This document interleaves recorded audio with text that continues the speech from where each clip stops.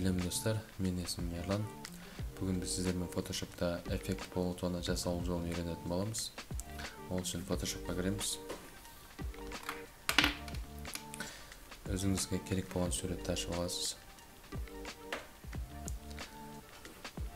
Және де бірінші жасау керек болатын нәрсе үлгісін сақтап алу.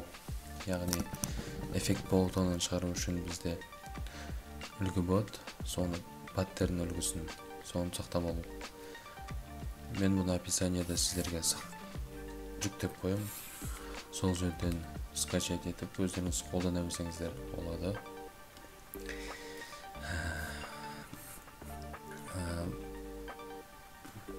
Бұл жерде бізде 50-50 пикселдегі кішкентай ғана осындай объект паттернге сақтап алу үшін біз барлығын белгілеп аламыз, Ctrl-A-ны басып. Және де Edit-ке кіріп, Define Pattern-ге басамыз. Бізде атын сұрайды, сақтаймыз. Harfton Pattern өзіңізге түсінікті болатын. OK-ді басасыз. Мен қазір OK-ді баспаймын, өйткені менде бұл сақталып қойған.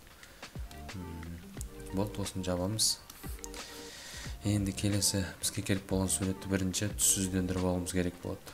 Ол үшін мына жердегі Hue Saturation-ге кіреміз.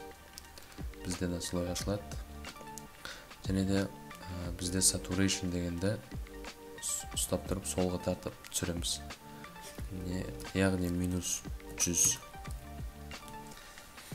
Және де келесі жаңағы біз сақтаған үлгіні узор ретінде қолдану, паттерн ретінде қолдану. Ол үшін мынаны басамыз. Паттернге басамыз. Паттерннің настройкасының ішінде мына жерде кішкентай стрелка бар астыға, соның үстіне басасыз. Мына жерде сізде соңғы сақталған немесе осындай узорлардың үлгісі бар. Осыны таңдаймыз, бізге соңғы сақталған. Енді OK-ді басамыз. Соңғы қадам осы слойдың наложениесін мына жерге басып нормалдан hard mix'ке түсіреміз. Бізде уже ұқсап келе жатыр.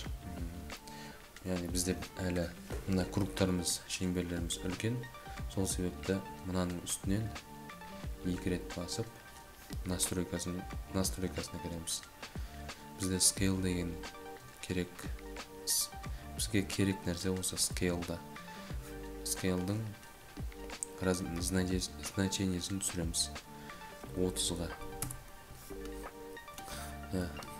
Міне осылай ең оңай және тез жолы осы 2 ғана слоймен істесек болады.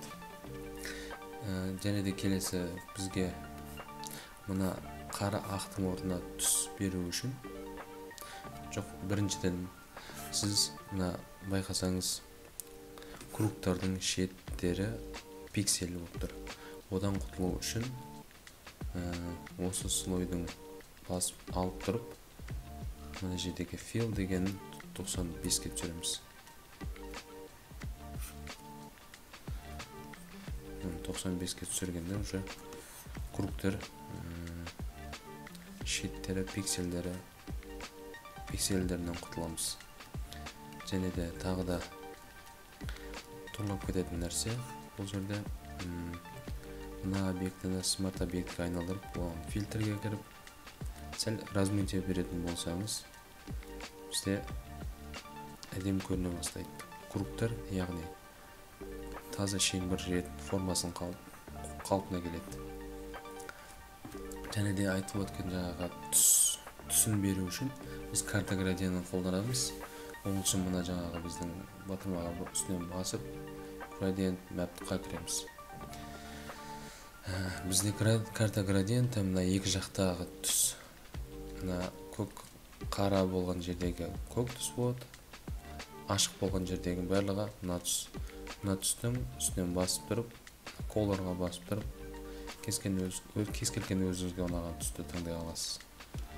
Мысалы, осындай болсын.